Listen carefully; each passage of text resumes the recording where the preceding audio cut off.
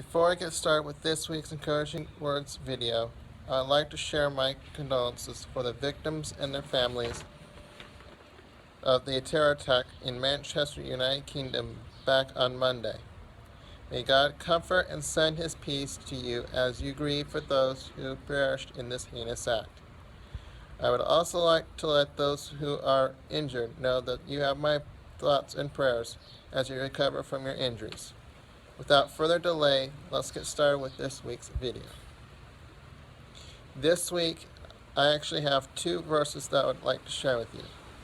These verses are from the Gospels of Luke and Matthew. I will explain why these two passages are of great importance in a second. But first, let's look at the first passage. Luke 6:27 and 28. But I tell you, who hear me, love your enemies, do good to those who hate you, bless those who curse you, pray for those who mistreat you. Luke here records Jesus having said, pray for those who mistreat you. And this is an interesting way of quoting Jesus' remarks about those whom we should pray for. However, note that in Matthew it says something a bit different in the next passage. Matthew chapter 5, verses 43 through 45. You have heard that it was said, love your neighbor and hate your enemy. But I tell you,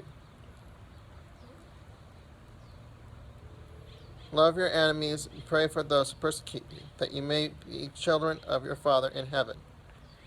Matthew here records Jesus having said, pray for those who persecute you. This too is an interesting way of quoting Jesus' remarks about the same topic.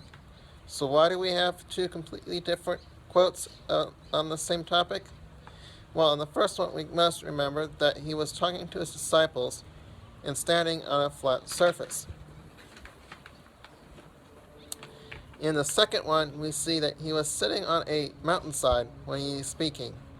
Thus may be easily inferred that these two conversations were somewhat unrelated in that they were held on separate occasions, but are related by subject matter. In the wake of recent events, both here and abroad, I'm becoming even more convinced that the proper response to those who are mistreating or persecuting us is to pray for them. You want proof of this fact? Look to the events that have been happening, like the bombing of a concert back on Monday of this week, or the students who walked out of their graduation the moment that Vice President Mike Pence took to the stage in protest. Better yet, look above to see that Jesus himself asked us to do this to show his love and mercy. Those that we call our enemies are the very people that need the love of Jesus the most. Therefore, I challenge everyone who reads this post or watches this week's video to be praying for those who are persecuting the church abroad and for the people that are mistreating us here at home. I also want to challenge everyone to show Jesus' love to your enemies this week. Until next week, have a good week, and I'll see you later. Thank you. Bye.